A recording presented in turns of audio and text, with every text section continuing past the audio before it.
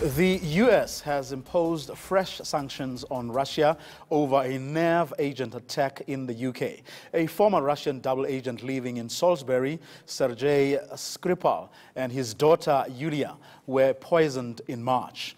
A U.K. investigation blames Russia for the attack, while ENCA's Daria Bondachuk joins us now from Moscow. Now, Daria, what has been Russia's response to this finding?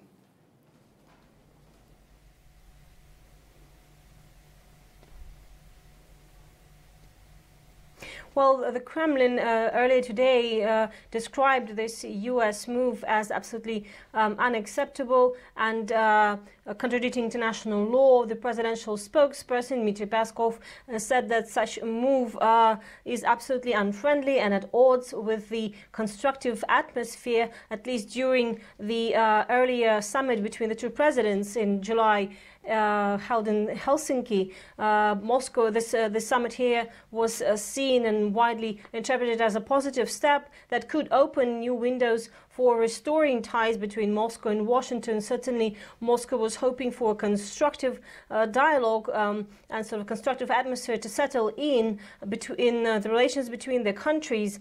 The Russian Foreign Ministry spokeswoman during a briefing today said that the U.S. move was based on no grounds. She said that the U.S. is building accusations on no grounds, referencing that to that Skripal poisoning case. Moscow still insists that it had nothing to do with the poisoning and says that no proof has been provided to the public or to Moscow that indeed Russia was behind that poisoning, and therefore calls all allegations that the UK and its allies and the US now seem to be confirming that they are sure that Russia had was behind this poisoning or had its a role to play in it.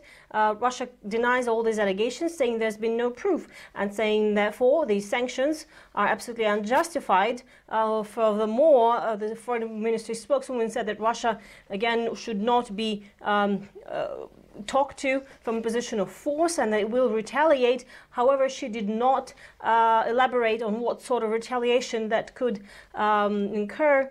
These measures, as we know, the U.S. sanctions may hit Russia in two phases.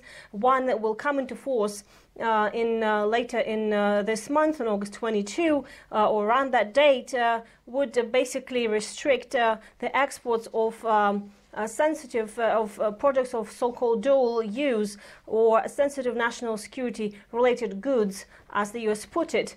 But again, some of these products were already under the previously implemented sanctions, but there is a second tranche of sanctions that could hit Russia much harder later in 3 months' time. There is a condition, however. The U.S. said that if Russia provides reliable assurances that it will no longer use chemical weapons or block on-site inspections, then these measures could be or could not be selectively implemented. Now, Moscow said today that the U.S. has been proposing conditions that are knowingly unacceptable. And moreover, the Russian Foreign Ministry also today accused the US and the UK of collusion and of playing up a political game on the Skripal case. Again, all allegations Russia denies. Did the Kremlin, Daria, give any indication as to what then they are going to do now that a decision has been taken? The U.S. has said it is going to impose fresh sanctions on Russia and has given these two dates.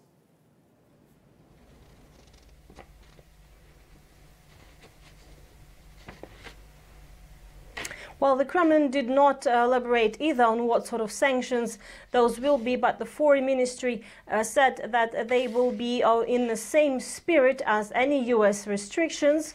As we know, Russia has previously introduced counter-sanctions, not mirror sanctions, but sort of asymmetrical sanctions to the U.S. and earlier EU sanctions placed on Russia on other accounts. But at this point, we don't know how how hard and how precise Russia's response would be. Again, that could depend on the second tranche of sanctions, which could come in 3 months, and how hard those sanctions will be on Russia, and what areas of businesses will be targeted. It could be potentially quite difficult for Russia to sustain, because the second tranche of sanctions could could include downgrading of diplomatic relations. It could also restrict the Russian state-owned airline Aeroflot from flying into the US, and it could lead potentially to cutting off nearly all exports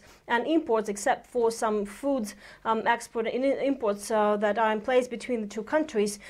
This announcement made yesterday by the US has already taken its toll on the Russian economy, and Russian ruble has hit a low, a low of 2 years in terms of exchange rate against the US dollar. And many Russian companies, of course, feel the stress of these potential sanctions, and also the stress will be increasing, as we will not know for the next couple of months or so what sanctions will be put in place. But again, Moscow today, the Russian Foreign Ministry spokeswoman, did not want to entertain the idea of inviting any international inspectors to Russia. She said Russia did not receive any requests from the US or any other side to allow any international inspectors to inspect the sites where this nerve agent Novichok that was used in the Skripal poisoning in March this year in the UK is produced.